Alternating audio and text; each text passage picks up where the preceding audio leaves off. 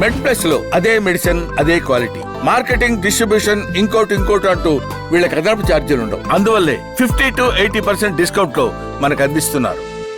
Fits వచ్చిన వాళ్ళకి doctor కొన్ని మందులు రాస్తాడు, దాన్ని వాడతారు. ఆ తర్వాత చేంజ్ చేయాల్సిన అవసరం ఉన్నా కానీ వాళ్ళకు డాక్టర్ అందుబాటులో లేకనా, లేకపోతే అఫోర్డబిలిటీ లేకనా, లేకపోతే అజ్ఞానం వలన వాళ్ళు డాక్టర్ని కన్సల్ట్ చేయక, సో అవే మందులు తిరిగి ఎక్కువ కాలం వాడితే ఒకవేళ, సో అంటే ఈ కెమికల్స్ మెదడు మీద ఎలాంటి ప్రభావాన్ని చూపుతాయి, సో ఇది ఎంత డేంజర్, సో దీని గురించి కొద్దిగా అవగాహన కల్పించారు. ప్రతి మెడిసిన్ మనం గుర్తుపెట్టుకోవాల్సింది అంటే దాని పరిమితులు దానికి ఉంటాయి. ఈ మెడిసిన్స్ అది సైడ్ ఎఫెక్ట్స్ కాస్ట్ చేయొచ్చు, ఏ మెడిసిన్ అయినా సరే. అయితే కొద్దిమందికి ఇమీడియట్గా సైడ్ ఎఫెక్ట్స్ కాస్ట్ చేయొచ్చు, కొద్దిమందికి దీర్ఘకాలికంగా వాడటం వలన కాస్ట్ చేయొచ్చు. ఇమీడియట్గా సైడ్ ఎఫెక్ట్స్ కనపడిన వాళ్ళు సాధారణంగా కంట్రోల్ అయినాయి కదా అని చెప్పి కంటిన్యూస్గా వాడుకుంటూ ఉండొచ్చు. అంటే అందరికీ కాకపోయినా కొద్దిమందికి కొన్ని ప్రాబ్లమ్స్ బయటపడవచ్చు. అంటే చాలామందికి రకరకాల మెడిసిన్స్ ఉంటాయి. ఇప్పుడు ఉదాహరణకి ఒక్కొక్కటి తీసుకుంటే కామన్గా డైఫెనైల్ హైడ్యాంటైన్ అంటే మార్కెట్లో కామన్గా ఎప్టైన్ అని అట్లా దొరుకుతుంటాయి.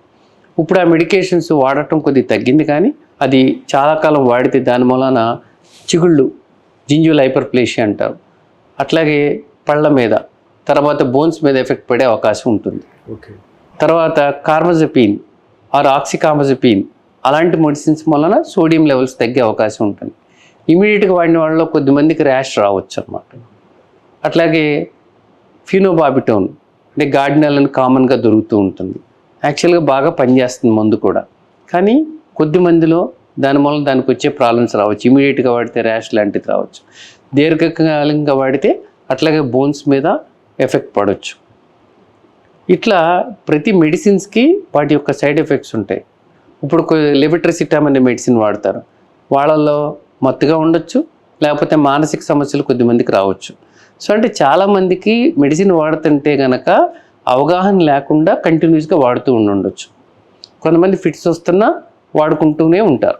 కొద్దిమంది అది ఎప్పుడూ రాసిన మెడిసిన్స్, ముఖ్యంగా ఆడపిల్లల్లో చాలా ఇంపార్టెంట్. వాళ్ళకి పెళ్లి వయసు వచ్చేటప్పటికి మెడిసిన్స్ ఒక్కోసారి మనం జాగ్రత్తగా టైట్రేట్ చేయాల్సి వస్తుంది, ప్రాపర్గా మెడిసిన్స్ వాడాల్సి వస్తుంది. నెంబర్ ఆఫ్ మెడిసిన్స్ ఎక్కువైనా, మెడిసిన్ డోస్ ఎక్కువ ఉన్నా, లేకపోతే మెడిసిన్ డోస్ తక్కువ ఉన్నా వీటితో ప్రాబ్లమ్స్ వచ్చే అవకాశం ఉంటుంది. ఎందుకంటే బిడ్డ మీద పడే ప్రమాదం ఉంటుంది. అందుకని ఏం చేస్తాం, మన ఇండియాలో తొందరగా పెళ్ళిళ్ళు చేస్తారు కాబట్టి వయసుకు వచ్చిన దానికంటే ముందు నుంచే కౌన్సిలింగ్ చేసి ఫోలిక్ యాసిడ్ ట్యాబ్లెట్స్ లాంటివి పెట్టేవాళ్ళం.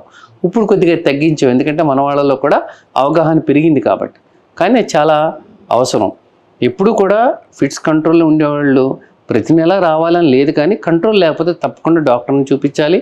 అట్లాగే వాళ్ళకు ముఖ్యంగా ఈ డ్రైవింగ్ చేయటం గురించి వాళ్ళకి అవగాహన కల్పించాలి. అంటే దేశాన్ని బట్టి ఈ యొక్క లైసెన్సింగ్ విధానం కూడా ఉంటుంది.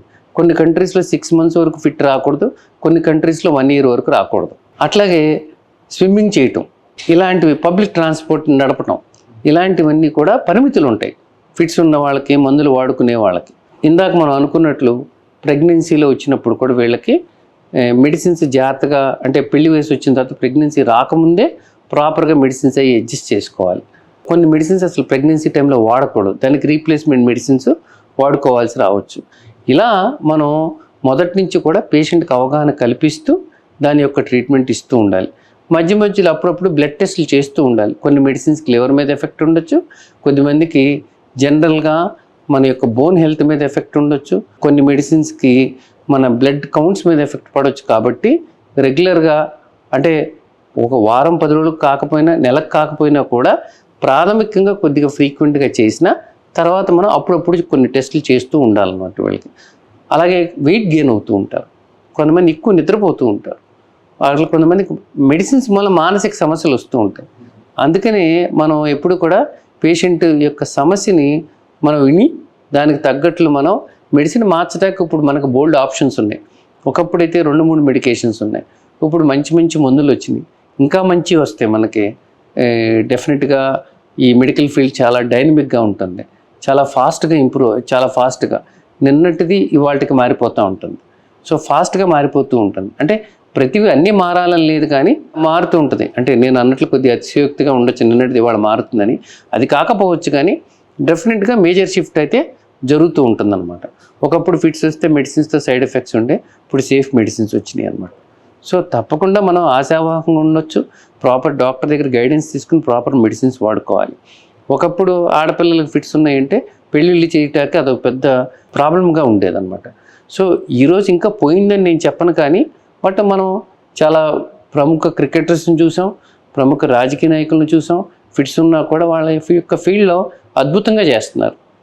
సో అందుకని ఫిట్ అనేది వాళ్ళకి సాధారణంగా ఒక ప్రాబ్లం వచ్చిందని దాన్ని మనం వాళ్ళకి అది తగ్గందనో లేకపోతే ఇంకోటనో చూడక్కర్లేదు.